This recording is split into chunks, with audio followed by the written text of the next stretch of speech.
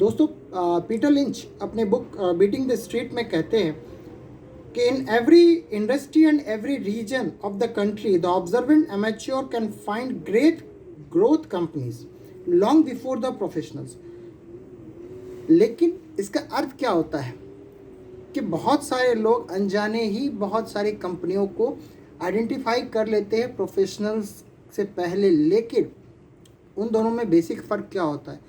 Identify करना और identify करके उस पर टिके रहना, इन्वेस्टमेंट करना और उस पर बने रहना, ये एक सबसे बड़ा डिफरेंस होता है एक ट्रू वैल्यू इन्वेस्टर के लिए।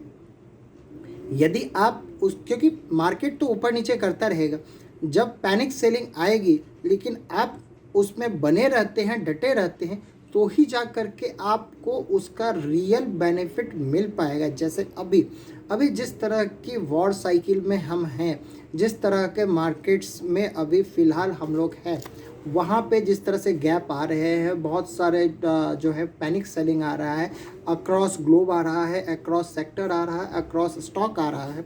लेकिन बहुत सारे वैल्यू इन्वेस्टर यदि इसमें बने रहेंगे, टिके रहेंगे, और फिर जब मार्केट साइकिल टर्न होगा तो जो स्ट्रॉन्ग स्टॉक है, जो स्ट्रॉन्ग इकोनॉमी है, वो रिबाउंड भी उतनी ही तेज़ी से करते हैं। जो स्ट्रॉन्ग स्टॉक होता है, एक तो ये जान लीजिए कि वो रिसेशन के पीरियड में, पैनिक सेलिंग के पीरियड में वो कम गिरते हैं।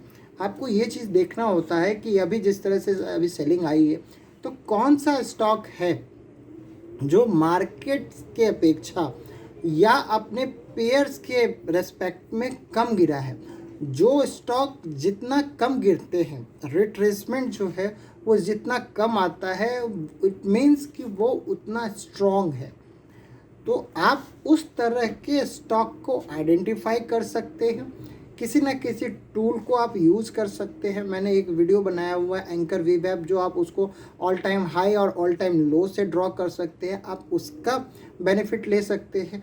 तो यदि आप क्योंकि वो एक एवरेज होता है, वो आपको ये बता रहा है कि क्योंकि वो 2 पॉइंट स्विंग, एक्सट्रीम स्विंग से लिया हुआ है, वो एक्सट्रीम हाई है, एक्सट्रीम लो है। यदि वो उस एंकर वीवेब को होल्ड कर रहा है, इट मीन्स कि वहाँ पे जो है वो इन्वेस्टरों का अभी भी स्ट्रॉन्ग कॉन्फिडेंस है और वो पैनिक होकर के वहाँ पे सेलिंग नहीं कर रहे हैं। देखिए, वॉल्यूम आएगी तो ही जा कर के वो उस तरह से स्विंग से ड्रॉ किए हुए एंकर वीवेब को वो ब्रेक करते हैं। लेकिन यदि वो ब्रेक नहीं कर रहा है तो वो काफ़ी स्ट्रॉन्ग है और आप उस तरह के स्टॉक में बने रह सकते हैं, या फिर उसमें फ्रेश इन्वेस्टमेंट कर सकते हैं, या उसमें ऐड ऑन कर सकते हैं। तो ये बेसिक चीज़ होता है कि एक कंपनी को आइडेंटिफाई करना, कंपनी को आइडेंटिफाई करने के बाद, एक्वायर करने के बाद उसमें बने रहना, ये सबसे बड़ी खासियत होती है एक प्रोफेशनल इन्वेस्टर की। तो यही एक बेसिक डिफरेंस को यहाँ पे बताने की कोशिश की है पीटर लिंच ने अपने बुक बीटिंग द स्ट्रीट में।